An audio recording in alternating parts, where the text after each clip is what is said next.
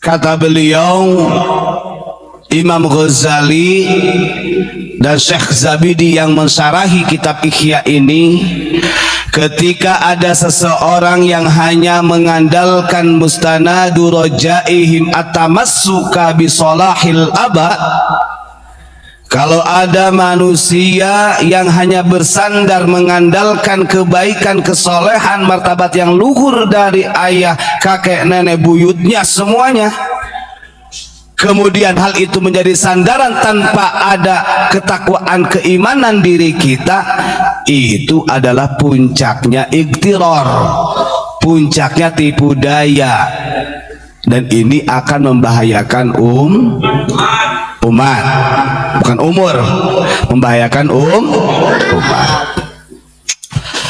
Faqiyasus syaitani lil alawiyati anna man ahabba insanan ahabba auladah. Kenapa Imam Ghazali, Syekh Zabidi di dalam syarahnya menggunakan kalimat faqiyasus syaitan?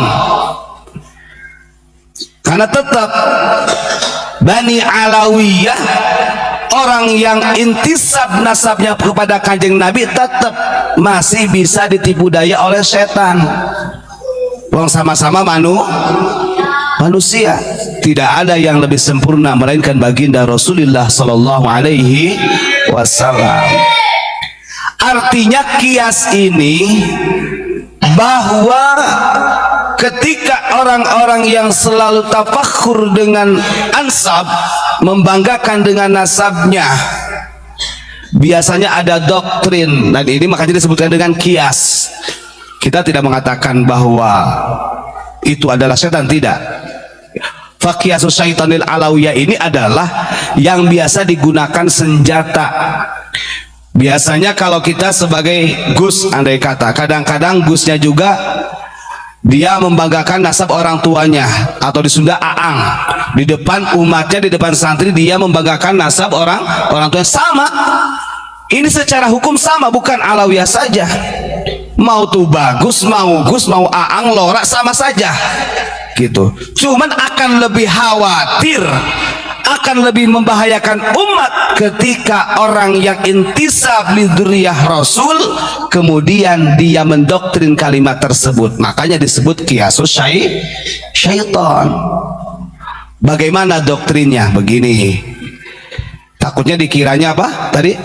Terjemah ya? Terjemah. Monggo. Aduh, ya.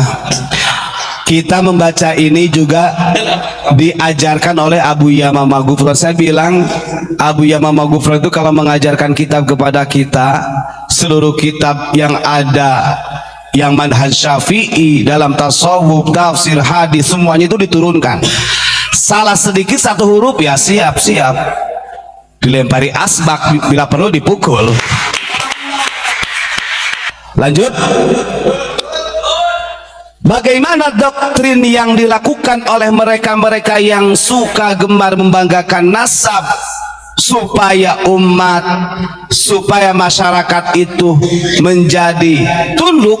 Makanya disebut faqiyasus syaitan gitu loh oleh Imam Ghazali. Tetap tidak menyalahkan secara manusianya, tapi dia tergiur dengan godaan setan. Kita sering dengar anna man ahabba insanan ahabba auladah, gitu kan. Jadi ada doktrin seperti ini, barang siapa yang mencintai si fulan maka dia harus mencintai anak turunnya. Ini sering kita dengar. Makanya kadang-kadang ada yang keluar kalimat begini, kamu itu yang menjadi cucunya Rasul itu kamu apa saya, gitu kan. Ada yang seperti itu gitu loh. Ini kan doktrin. Nah ini kadang-kadang kalau orang yang nggak paham, wah ini katanya provokasi. Tidak, ini ditulis di dalam kitab. Dan kita nanti sebagai santri, andai kata panjenengan di rumahnya ada yang sudah punya pondok, orang tuanya itu jangan jadi sandaran untuk supaya orang itu hormat kepada kita. Belum tentu itu. Jadi kata beliau, barang siapa yang mencintai si fulan, maka dia harus mencintai anak turunnya. Ibarat kalau kamu cinta kepada Nabi, maka harus mencintai ahlul bait. Baitnya betul. Tidak ada yang tidak mencintai ahlul bait. Gitu kan? Tapi ahlul bait yang betul-betul innama yuridullahu liyudhiba ankum rijsa ahlal baiti wa yutahhirukum tathira, hanya 5 orang. Sebagian wakila 6. Jangan sampai ketika ada narasi di dalam kitab Ihya'ul Maut fi Fadailil Ahlil Bait yang dikarang oleh Syekh Jalaluddin As-Suyuti, dibuat doktrin yang seakan-akan kita ini harus nyembah-nyembah kepada Ahlul Bait yang dikatakan dinarasikan adalah duriyah-duriyah yang sekarang. Bukan. Ini namanya gagal paham. Karena di dalam kitab itu ada kalimat, Pak, innama yuridullahu liyudhiba ankum. Itu dijelaskan oleh Syekh Jalaluddin As-Suyuti. Tapi kalau kita buka di dalam tafsirnya, tetap yang dijamin oleh Allah surganya hanya 5 orang, wakila 6 orang. Siapa? Kanjeng Nabi Muhammad, Sayyidina Ali, Fatimah, Hasan, Husain. Itu yang dimaksud innama yuridullahu liyudhiba ankum rijsa ahlal baiti wa yutahhirukum tathira. Begitu. Lanjut. Bahkan ada doktrin seperti ini, wa annallaha ta'ala qad ahabba aba'akum fayuhibbukum lihubbi iyyahum fala tahtajuna ila ta'ah. Ini bahaya doktrin seperti ini. Ibaratnya begini, Allah saja mencintai Rasulullah, gitu kan, mencintai daripada ahlul baitnya Rasulullah, maka tidak ada alasan kalau kamu tidak mencintai ahlul bait. Begitu ya, jelas, keterangan itu sangat jelas, karena ahlul bait itu hum amanul ardi fadzakiri. Ahlul bait itulah yang memberikan keamanan di muka bumi ini. Pertanyaannya, kalau ada ahlul bait dan dia mengatasnamakan ahlul bait kemudian malah memporak-porandakan persatuan, justru malah menghinakan pribumi, bahkan ada istilahnya pribumi disebut kiai anjing, mah kiai babi, itu ada, tinggal buka aja silahkan. Kira-kira itu dikategorikan hum amanul ardi fadzakiri apa tidak? Tidak. Kan ngeri.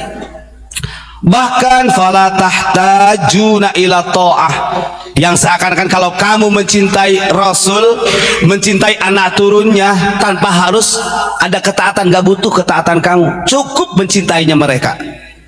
Nah ini kan iktiror, namanya iktirorul alawiyah, gitu loh maksudnya. Jadi orang yang punya nasab saja dikritik kalau dia hanya mengandalkan nasabnya, apalagi kita, anak tukang cangkul, anak tukang bawang, anak nelayan, kan begitu.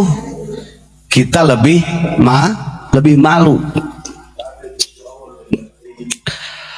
Terus di dalam kitab Sahih Bukhari, Rasulullah juga memberikan, bukan tamparan ya, bahasanya apa ya, memperjelas lah.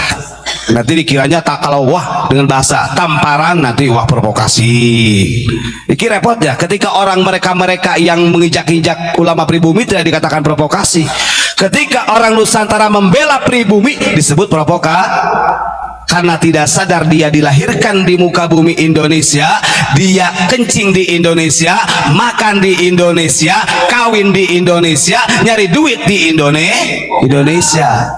Betul. Kata Rasulullah dalam Sahih Muslim, ini ditambahi nih dalam Sahih Muslim, man bata'a bihi amaluh lam yasra' bihi nasabu. Ada yang tahu artinya para santri? Kata Kanjeng Nabi begini, dengekeun sia, daria dengekeun. Gitu kata Kanjeng Nabi. Barang siapa yang amal kebaikannya, amal perbuatannya itu kurang, maka lam yasra' bihi nasabu. Nasab yang luhur tidak akan bisa menambah amalnya. Nasab yang luhur walaupun intisab kepada Kanjeng Nabi tidak bisa mempercepat amalnya dikabul oleh Allah. Berarti wala taziru waziratun wizra tanggung dewe.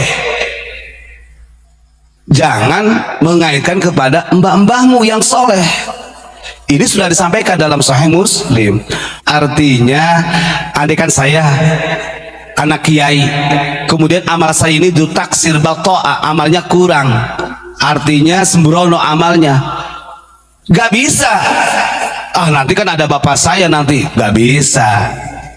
Karena nanti ada keterangan di bawah ya, yang sering Abah mengatakan 7 turunan, ada di sini dibahas dalam kitab Ittihafus Sadah, biar kita paham, ya.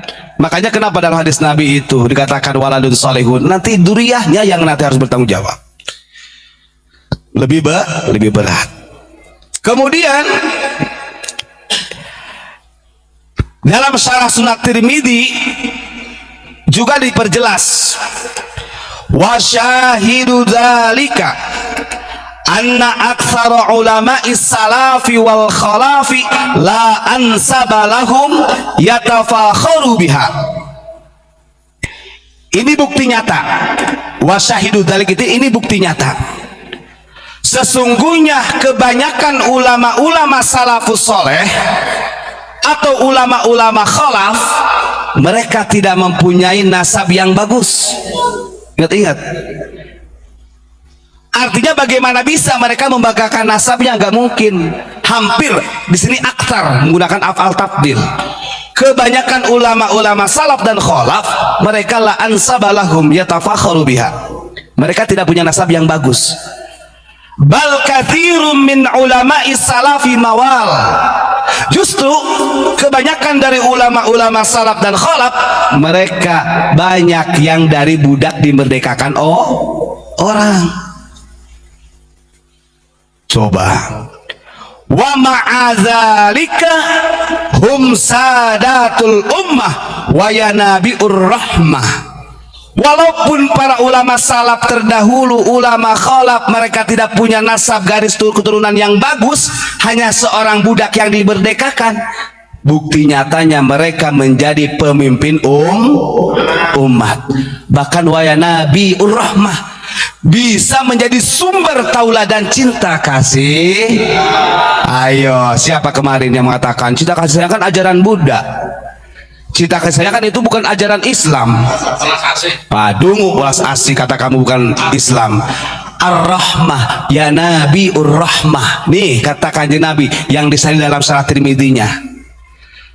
Walaupun mereka tidak punya nasab yang bagus, tapi mereka sadatul ummah wa yabiur rahmah, menjadi pemimpin umat dan menjadi tauladan sumber cinta kasih sayang. Sebaliknya, wazul ansabil aliyah alladzina laisu kadzalik fi mawatini jahlihim nasyam mansiya. Ini dihati-hati oleh kanjeng Nabi, makanya jangan membanggakan nasab, jangan. Justru ketika orang yang mempunyai nasab yang bagus, hampir rata-rata mereka terlupakan hanya gara-gara kebanggaan nasabnya, terjerembab dalam kebodohan, lupa melupakan nasyam mansia.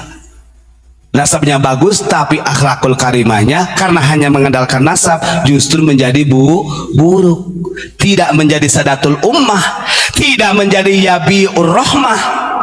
Mereka fi mawatini jahlihim nasyam mansia, mereka lupa, tidak sesuai atau bertolak belakang dengan perjalanan mbahnya. Ini syarahnya begitu. Ya, mudah-mudahan kita semua ini selalu dijaga oleh Allah, biar kita ini nanti tidak selalu membangga-banggakan nasab. Tetap inna akramakum indallahi atqakum. Orang yang paling mulia di sisi Allah itu adalah orang yang paling bertakwa di hadapannya. Amin Allahumma. Ihdinas siratal mustaqim. Assalamualaikum warahmatullahi wabarakatuh.